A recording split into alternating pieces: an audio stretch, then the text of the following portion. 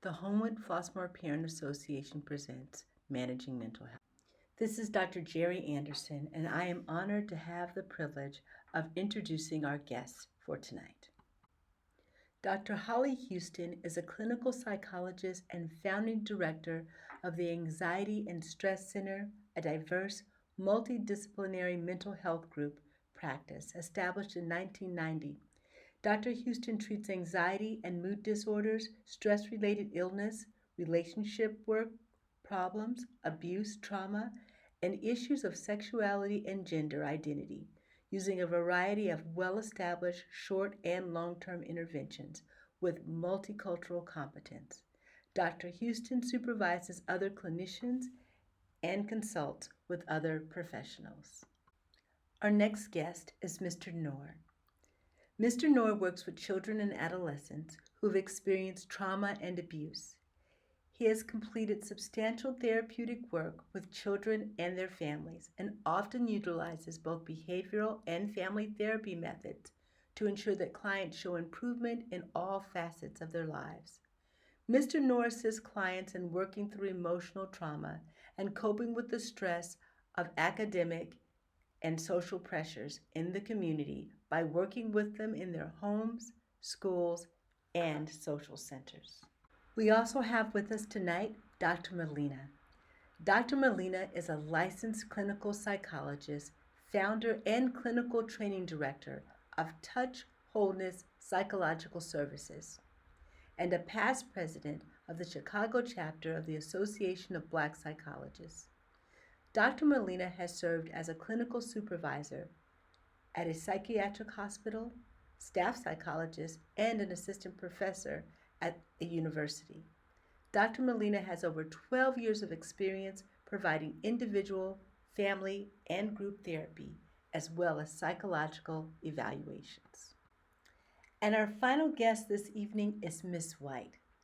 Ms. White is a licensed clinical social worker with a background in schools, hospitals, and case management. This is Lauren's fourth year at HF, where she facilitates social work services through individual sessions, groups, and crisis management. She manages our Students Under the Influence program, Student Ambassadors, Wellness Wednesdays, and McKinney-Vento families. Lauren takes much pride in her work at HF and loves the HF family.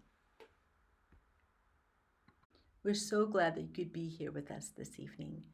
We did experience a few technical difficulties, so you will be joining our program in progress. The first panelist, Dr. Houston, is answering the question that was posed to all of the panelists, and that is, what are students and families experiencing, and what are the main recommendations that you have to give a family to thrive during COVID-19? In our community. I haven't seen much in terms of my adolescent population in terms of the use of more drugs, alcohol, cannabis, although I've heard from colleagues that that has been a significant problem. I also have not experienced an increase in suicidal ideation among my adolescents, although I have experienced that to some degree with the adults that I work with. In addition to those things, I have seen an increase in physical symptoms. I have a couple of adolescents who have, say, a history of headaches. Those have gotten worse. GI issues, those have gotten worse. A couple of people have landed up in the hospital. I think that these are anxiety and stress related, at least pushed, and are exacerbated over time. We're living right now in a time where we are experiencing the most significant psychological event in our lifetime. We are not likely to see anything like this again. And it's inspiring a sense of insecurity, uncertainty, unpredictability, and danger. But with all of those things comes the opportunity to adapt. And so my orientation in working with people is to encourage adaptation. And then I can talk a little bit more about that down the road. But those are the things that I'm currently seeing. Oh, one other thing.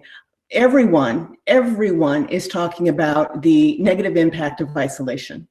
That is key. Okay.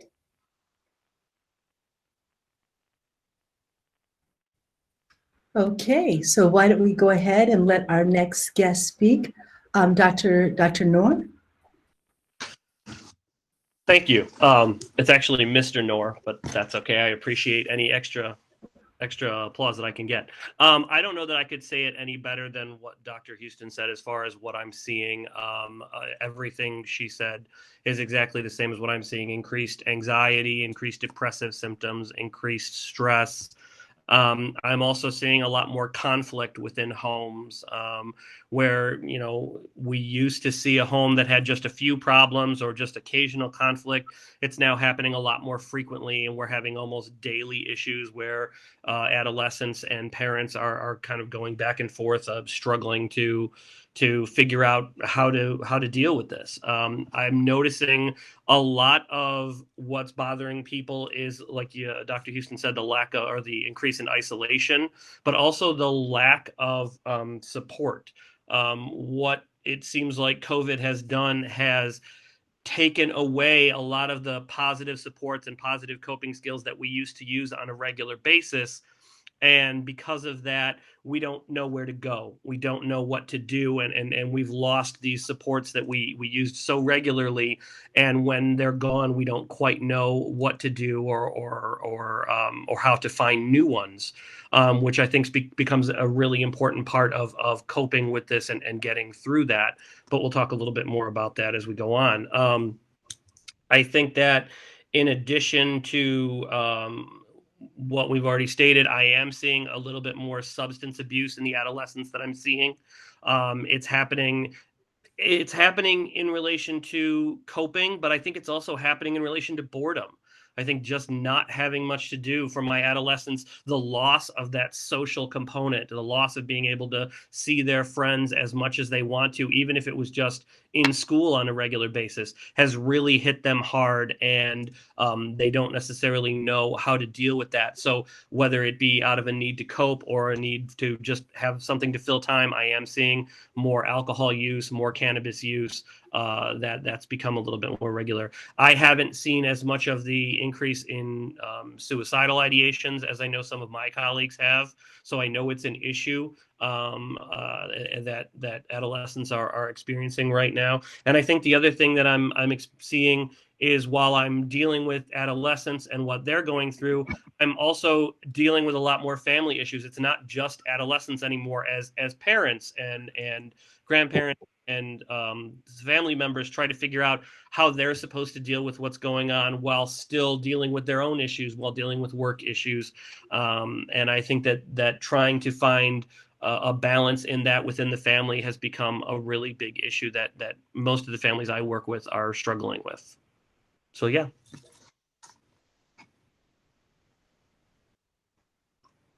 Thank you very much, Mr. Noor. All right, let's go ahead and move on. Dr. Molina? Yes, I think I'm going to be pretty brief. I think we just heard a lot of information that I would have spoke on to the isolation, as well as I would add to that a lot of riskier behavior taking. The idea that, just similar to what Mr. Noor was just speaking about, the need and the desire to socialize, risking their health and risking their family's health to actually do that. So sneaking out of the home when their parents have expressed that they want them to stay at home, and that leading to the conflict that Mr. Noor was just talking about as well. So that has been a pretty intense theme with the adolescents who I work with right now. Just the idea that if decision making was already an issue that they were dealing with, it doesn't get better. You know, with added stress, it actually is going to show up a lot more, and it's going to have more intense consequences in these days. So just piggybacking or just adding to what was already said, I think those are the things that I've been just kind of encountering. Thank you. And then from a school perspective, Mrs. White? Yeah, Hello, everybody. Thanks for having me. I would say from the school perspective at HF, in addition to what everybody else has said, we're seeing difficulty focusing, low motivation, and the increased screen time, I think, has a lot to do with that. So trying to be motivated to get classwork done, yet in wanting that motivation, yet not finding the ability to do it. And as far as the focusing, I think that is just a symptom of maybe the increased anxiety, increased depression that's going on, and they're home. So it's harder, I think, to focus on the academics sometimes too. So just on the school side, that's what we're seeing. Thank you. Thank you for that. I'm going to present my screen and show people in the audience how to send in questions. I'll ask some questions while we're waiting for questions to come in. So let me present my screen and tell you how you can get questions directly in to our panel tonight. If you are looking at your screen, what you'll see at the top is www.menti.com. It's www.menti.com, menti.com, and put in the code 8221775. Again, www.menti.com, and use the code 8221775. It should help you. When you put your question in, it will come up on the screen. I'll be able to show questions one at a time. In the interim, while we're waiting for people to put in questions, because sometimes people are a little bit shy about that, I want to go to the question of how do you recommend that parents help their children handle the disappointment? Because there's a lot of disappointment that students are experiencing from not being able to be around their peers, just all different things now, just looking at what's going on, and they're just being affected by so much. So how do you handle the disappointment? And Dr. Molina, would you like to start this one? Yeah, sure. Well, there are a few things that I would suggest to a parent, and that I have suggested to parents. One is modeling, because just like their adolescent is disappointed, the parent is disappointed as well. So how do we model, the disappointment, responding to the disappointment, but speaking directly to their child's disappointment. Things that I've talked to parents about is making statements of understanding while they're still remaining the parent, meaning still continuing to set the boundaries for safety, but first making that statement of understanding, and really meaning it. Recognizing that our children are really going through disappointing things, as we all know, and they are not equipped, as most parents are, to manage it, to understand it, and to accept it, actually. So really helping them with a first statement of understanding, but then maintaining the boundaries that they have set. Because actually not maintaining the boundaries is going to actually do more harm in the long run than acquiescing or going along what they want to do because parents feel guilty. And parents really just want also their children to feel better, to have some sense of normalcy. But some of the things I'm really pressing is being understanding to where their adolescents coming from, but still being able to express that either through verbalizing it or through gestures, but then maintaining their boundaries. Okay. Thank you. Anyone else who would like to jump in on that question, please do so.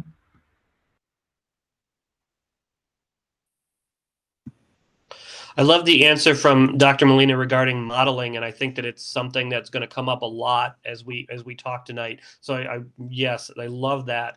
And then empathizing with the child for sure. I also would suggest kind of trying to be solution focused within the boundaries that Dr. Molina talked about. So sometimes as a parent, we can sometimes be dismissive of children when we recognize, we feel like, oh, they don't really understand. This isn't as important as they feel like it is right now. And being dismissive like that is definitely going to put space between you and your child that's going to really shut them down, and they're not going to hear what you're trying to do with them. So I think the best thing that you can do is, while empathizing with them, try and be solution focused within those boundaries. Find ways to do what it is they're trying to do in a healthy and safe way.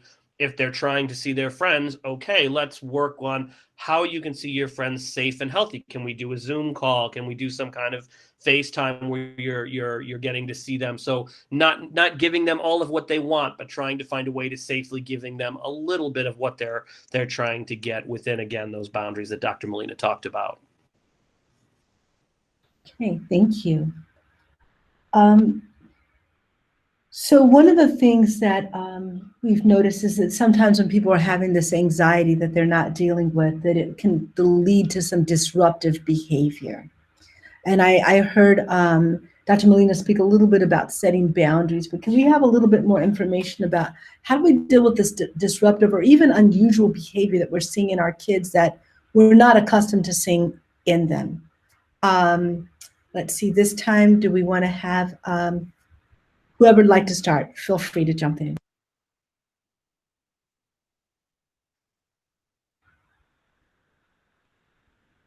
Dr. Houston, would you like to start? And so you're asking, how can parents set boundaries to help deal with anxious behaviors? Or when the anxiety helps to, results in disruptive behaviors or unusual behaviors from their kids, what are some things that parents can do to deal with those behaviors? So if it's anxiety related or driven, I think one of the first things to do is to sit down and talk with your child or teenager about what they're experiencing emotionally and have a shared conversation about what their emotional experience is. And in addition to that, I think that if it is anxiety driven, then the antidote to that is to do some anxiety reduction behaviors and to promote anxiety reduction behaviors. For teens, that can come from feelings that they have that they can't really express or don't know how to express. Role modeling has also been mentioned, so I will dovetail on that and say that for a parent to be able to express their own anxious ideas and feelings to the child and role model how that is expressed, sometimes just naming something and talking about it and having a listening ear can do wonders. It's wonderfully therapeutic to kind of calm and ground those deep-seated feelings. Also engaging in anxiety reduction behaviors and techniques such as exercise, getting good sleep, getting good nutrition. In fact, there are 4 things that I routinely tell just about everybody that I work with in going through this pandemic that are widely applied to a variety of behaviors. I call them the foundational 4 things. One is good eating, good nutrition, and I will sit down and talk to people about what good nutrition is. It fuels the mind, it fuels the body, it fuels our immune process. Getting good sleep, good quality sleep. Teenagers need 8 to 10 hours of sleep. And so parents can help enforce those things or encourage those things: good eating, good sleeping. Exercise. The human body thrives from regular exercise. So getting good cardiovascular exercise on an ongoing basis, more days than not, at least 30 minutes is optimal, also goes a long way to establish well-being, to reduce anxiety and reducing stress. And then finally, did I mention exercise, sleep, eating? Oh, social connection. Social connection is huge. Maintaining good social connections with family and friends is probably the #1 protective factor relating to one's ability to be resilient. And I spend a lot of time with my teenagers as well as my adults creatively problem-solving ways to stay connected during the pandemic. I spent some time earlier today working with an HF student about how she could see her friends a little bit more, because as COVID starts to spike up, her parents are becoming more and more concerned about her exposure. They don't want her to see her boyfriend as much because the boyfriend's mother works in the public. And so she's getting really anxious about feeling and being potentially more isolated. So we came up with an idea. She can visit with him in her garage. She's going to talk to her parents about buying a heater.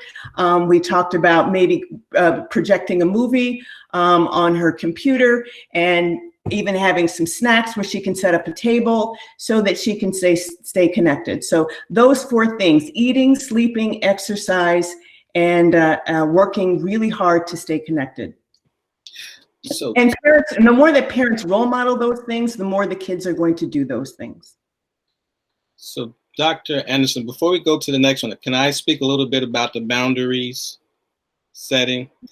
Absolutely. I want to, because I think when we say boundary, there's this connotation of stopping something or preventing something, but it also can be creating something, creating a new structure, giving our new norm. And I think a lot of the things that Dr. Houston just mentioned are great things to put in a new structure. And so sitting down with your family and creating this weekly plan, this is how we're going to get through the week. This is how we're going to connect with our family outside of our home. This is how, and this is when we're going to do it. So that structure helps a lot with anxiety. It helps a lot with a lot of symptoms, actually. So adding structure, is when I speak about boundaries, is not just disciplining or responding to negative behaviors. It's also just creating a structure, so I really wanted to add that to make sure that part was in there as well. Thank you very much. Is there anything else that anyone would like to add? With that, questions are starting to come in from our audience. I think you can see the first one there. It says, what kind of red flag should you look for that would tell you that your child is in trouble or struggling?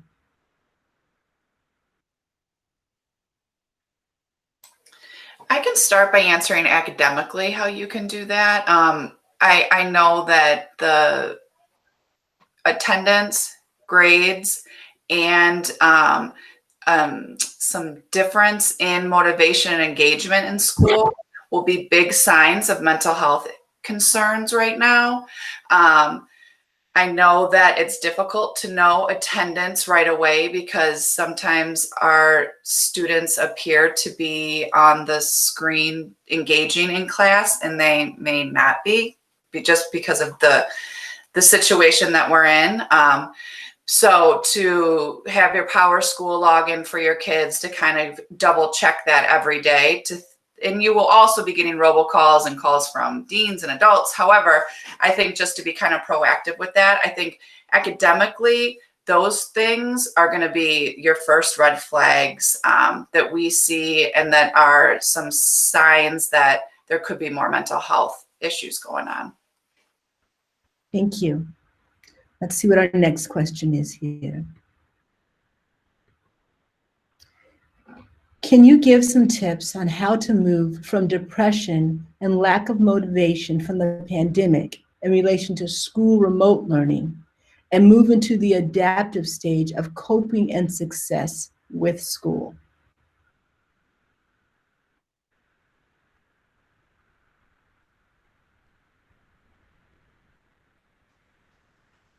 Well, I can say in the last, 8 weeks that I've spoken to students and families, the frustration levels of both students and parents are the same. And I understand that everybody has a lot of weight on them. So the strategies that like are more solution focused that someone just mentioned earlier, make sure your workspace is visible, that there is a workspace that can be that that is just for school, whether that's a table, a desk, whatever. I find a lot of students are in bed learning right now, and that is not a good place to learn in general or have motivation for that matter.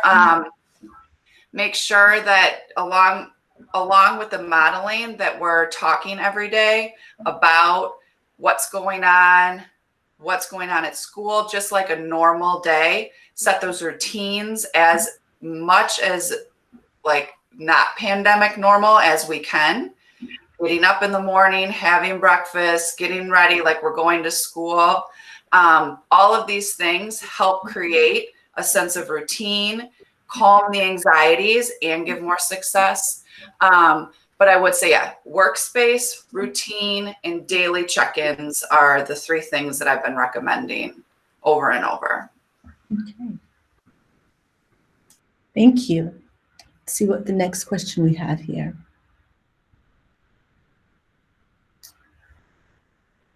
What warning signs should I look for, and how will I deal with my child if they don't really express how they feel? So how will I deal with my child and when they don't express really how they feel? I think that's probably the extra part of that question that we might want to address there.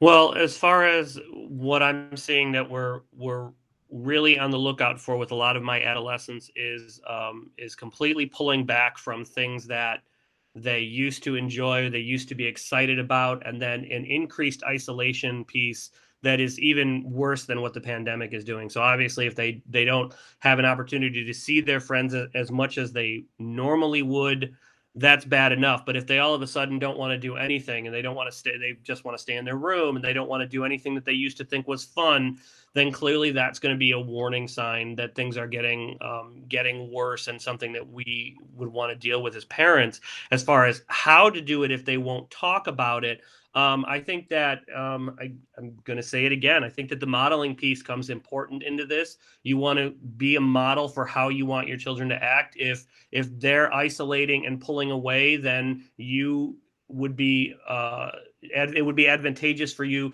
to show them to be more active and to be more excited and to reframe and try and focus on positive thoughts and positive activities. Beyond that, I think that you really need to utilize whatever supports you have. If you can reach out to a social worker, if they won't talk to you, see if they'll talk to a social worker or a teacher, or contact a therapist if you feel like it's gotten to that point where they need extra help. I'm trying to tell all of my clients, this is a trauma. This is a trauma that we are all going through, and we all have to kind of adjust our expectations of what's normal. And that means that we're going to need to reach out for help more and for support more often from outside of our home, whether that's at school or with other family members or with an additional therapist. Just adding to that, it's going to be a great percent of my clients who are children and adolescents who come to sit in front of me when we could sit in front of each other, and they do not express what's going on with them. But their parents have told me. So a lot of times parents are aware of things, they just don't know exactly what. So they're in their mind thinking, I think something is going on. My encouragement is for parents to bring that to them. Hey, it seems like this. Are you okay? And even if they deny it, I think it's a great opportunity to make a statement of, hey, I'm here. If you need, whenever you're ready to talk about, if you're not dealing with it, okay. But if you are, I want you to know, you can come holler at me. You can come talk to me. And we'll get through it. We'll do whatever we can do. So really creating that bridge where they know, okay, when I get to that point, I know they're ready for it. It's open that I can talk to them. And I think that's a good place to start until we start seeing certain symptoms that go beyond, we just need to talk. Scarier symptoms, and all of these can lead to scary things that just been described, isolation, but even sleeping more, sleeping less, just alterations in how I was functioning before. But if things linger for weeks and weeks, it may be time, even if they're not expressing something, to kind of start digging a lot more. Thank you. All right, let's see our next question here. Is it possible that your child is coping in a healthy way? Again, what are some of the preemptive things to do? So I like that preemptive, like how do you set up? Instead of like, you know, so many times we're always responding to what's happened. How are we proactive in what we do as parents?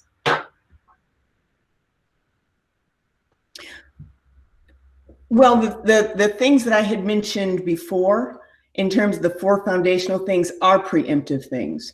Those are things that people can do to keep themselves healthy, to keep themselves grounded, and to work at both emotional regulation and physical regulation as much as possible. Those are the basic things. Then on top of that, you might want to add some other things like optimism, cultivating optimism, looking at the glass half full as opposed to the glass half empty, being very realistic about what we're dealing with. This is a pandemic. It's very stressful for all of us. There are going to be some limitations.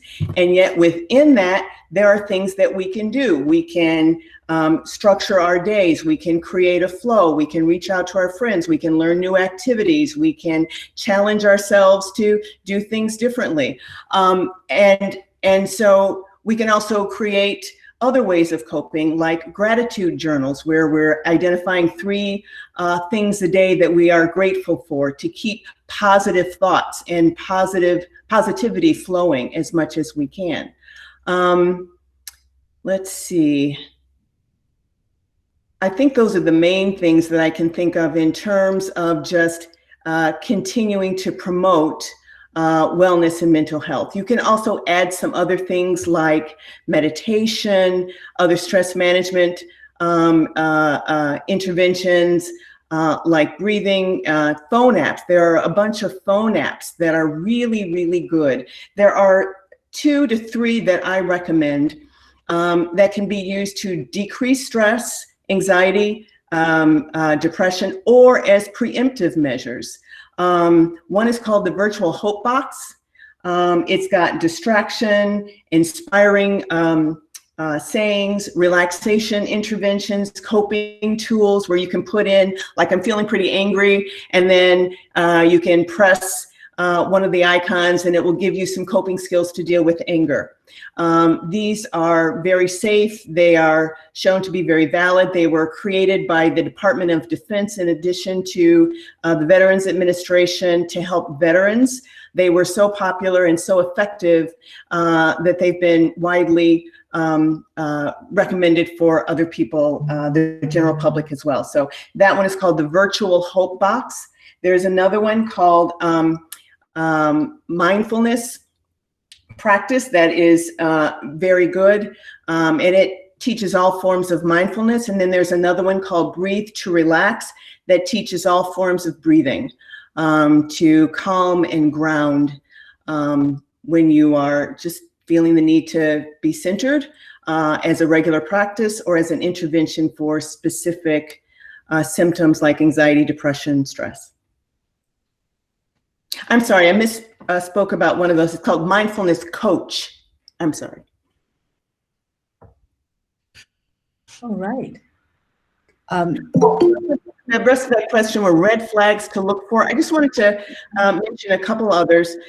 Risky behaviors, changes in energy level, changes in eating, sleeping, any form of dysregulation that lasts, that the teen does not feel that they can shake off or move out of in a matter of, I would say, 10 days to 2 weeks. If it just lingers beyond that time, I would say it's time to consider looking deeper and consider professional help. Thank you. And feel free to continue to text in your questions. I'm going to go ahead to this next question. And just a reminder, it's www.menti. Sorry, I think I made that too long in my email. It's menti.com, and use the code 8221775. You will be able to put in questions and they will show up here on the screen. It's www.menti.com and use the code 8221775. I'll go ahead and go to this next question. And that was our last question that we have there, but I have another question to add in as we're waiting for more questions to come in. And that question is, so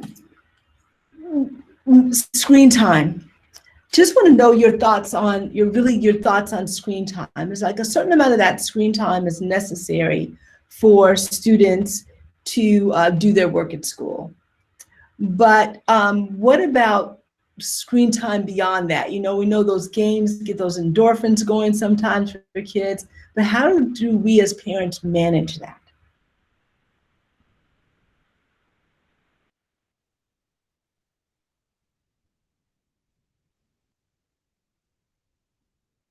I think that's a hard question, so we got everybody stumped on that one. I agree. When you say manage that, what are you? I think that what I've heard from some parents is that their kids, like when they get off of the school screen, you know, that they're tired and exhausted, they stay up half the night on the game screen. Okay. So how do we deal with that, and how do we help them not to just continue to stay in that world that makes them feel better, that make-believe world that makes them feel better? How do we manage that? I think we go back to some of the things that we've said earlier. If we already have a structure in place of after school, this is what happens, and then this is what happens after that, I think it's kind of helpful to have that to set it up so you're not really having power struggles in the moment, and you're not saying it's me versus you. It's really just what you want to do versus our structure, and leaning on the structure and get us out of a lot of power struggles. So having a plan between 5 and 7, we're doing this. You can have your video and all of that during these hours. That's how we do that. But you're not going to have that an easy turnaround, meaning I don't know when you're presenting this that it's going to be very easy to get it across, but I would stick to it. I would really hold strong to this is our boundary. I wouldn't suggest using that word when you're talking to your teenager, but this is our structure, and this is why for our structure, you know, and this is why. So I do want you to have your time for that. But from what I understand, the healthiest thing for us right now, even though that feels good, over time, that's not going to be affecting you well. Therefore, we need to do this. So I am saying, let's do that. Do you have some thoughts on that? I want to hear from you and really hear from them, you know, but really maintain this is going to be our structure. I want you to have your time for that, but you can't have all night for that. You know, I find that when we don't have those structures put in place in our families and our teenagers stay up to 2 a.m., 3 a.m. on the phone and playing a game, other things come into play. Not just they're tired, but they're not doing their schoolwork, which is going to lead to more stress, which is going to lead to more conflict in the home because I want you to make better grades, which is going to lead to other things. So really, you know, holding strong to the boundaries of a structure, you know, and have them involved in creating the structure so they have some sense of control and input as well, you know. So that would be one of the things. I'm sure there are many other things, but that's one of the ideas that I would have. And I would also say I talk about screen time a lot with the kids because I'm like, come on, I know you're on TikTok for an hour looking, and then you're like, oh, I just wasted an hour. I've been studying. So kind of having those honest conversations, like what does your phone time look like? What does your game time look like? Because it's so easy to get caught up in it. And when I do have these honest conversations, they're like, I'm like, okay, get out your phone, let's see your screen time. And they're like, it's embarrassing, Mrs. White. And I'm like, well, I mean, this is where we're at. So now we're just going to reduce it next week.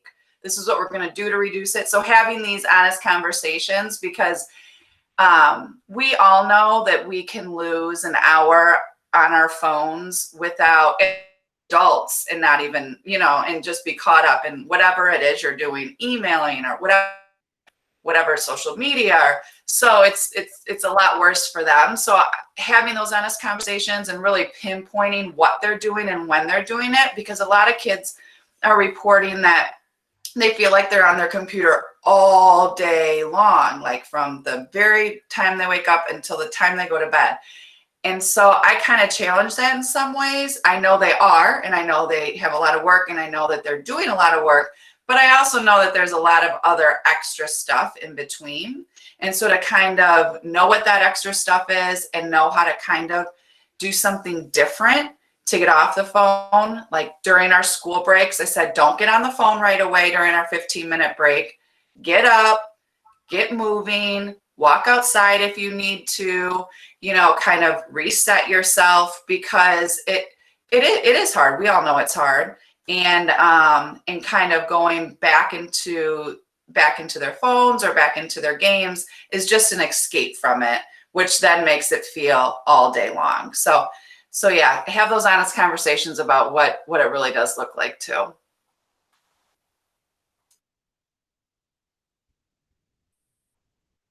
So it's amazing. Time is going by really, really fast.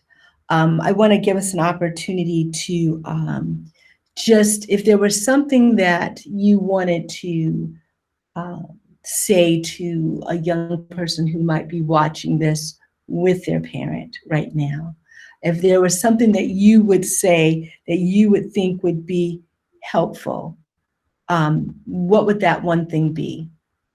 And I guess I'll start with where we finished our first question here. Ms. White, I know you just spoke, but do you mind that question? If there was one thing that you could just say to a young person right now who's watching this with their parents, what would that one thing be? Reach out for help, because we're here, and HF has a lot of good support, and you can do this. We're in it together, and please reach out. That's what I would say. Dr. Molina.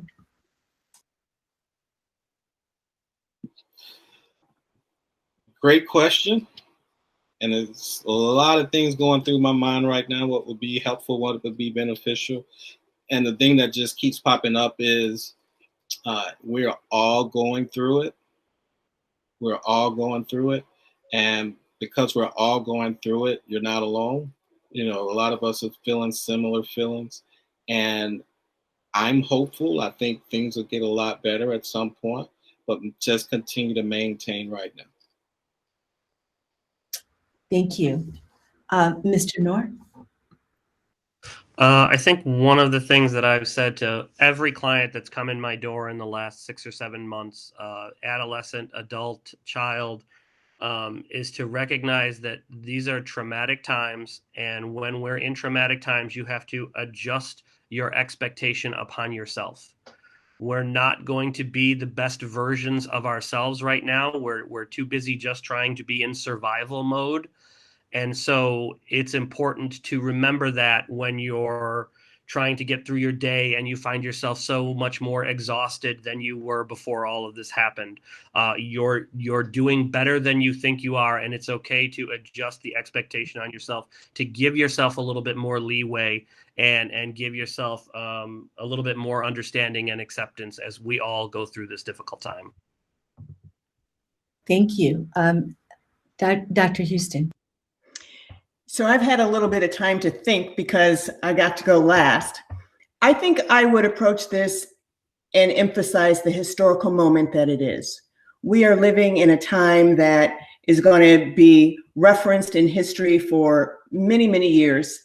And it's also an opportunity for that child and that parent to emphasize this historical moment, to do something that will create a legacy and to create a bigger, stronger bond between them. So I would encourage them to find some way to capitalize on that. And then I think next to my last circle right now is going to be one piece of advice that you would give to parents. We've been kind of talking about different things, but this is like the one thing that you would like to say imparting to parents who are watching this, who are looking for ways to just keep it going themselves, right? They got to keep their kids going, but they also have to keep going themselves. So what advice would you give them to keep them going themselves through this time period? I'm sorry, is the question what advice you would give parents for parents to give to themselves? Yeah, what advice would you give parents for themselves? I mean, because, you know, they can only really do what they can do. They got to keep their kids going, but they got to keep themselves going too. So what would you say to a parent? And I will let anyone who'd like to go first. I'll take that. I would encourage parents to focus on self-care, to do what they need to do for themselves to maintain their physical and emotional well-being. It will be different things in different quantities for different people, but I would also highlight pleasure, things that bring them pleasurable events to foster a sense of well-being as well. I would highlight things like arts and crafts or other kinds of things that they would enjoy reading or maintaining their exercise or connection with others. Many of the same things that we've also already talked about, but also explore with them what those things are that they think they need to maintain a good grounded sense of well-being.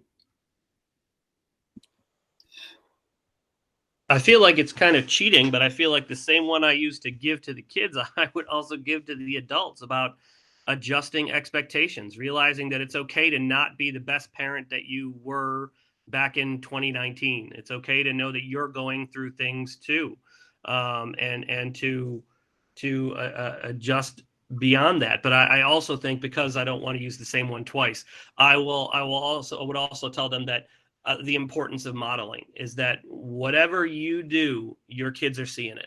Whether it's how you're handling the pandemic, whether it's how you think about the pandemic, whatever it is, your kids see it and they're picking up on it, consciously or not.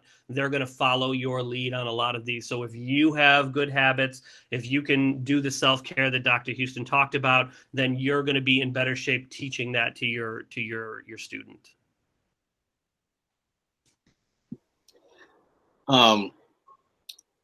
First thing I would say is don't strangle your child, no matter how much you really feel like it during these times.